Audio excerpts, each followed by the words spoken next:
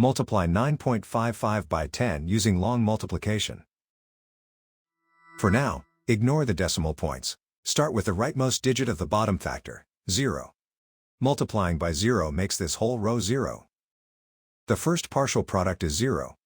Now use the next digit to the left, 1. Start one place to the left. 1 times 5 is 5. 1 times 5 is 5. 1 times 9 is 9. The second partial product is 9,550. Now add the partial products, working from right to left. In the ones column, 0 plus 0 is 0. In the tens column, 0 plus 5 is 5. In the hundreds column, 0 plus 5 is 5. In the thousands column, bring down 9. The product of the whole numbers is 9,550. Count the highlighted digits after each decimal point. The factors have 2 decimal places altogether, so the product needs 2 decimal places. Place the decimal point 2 places from the right. 9,550 becomes 95.50. That is simply 95.5.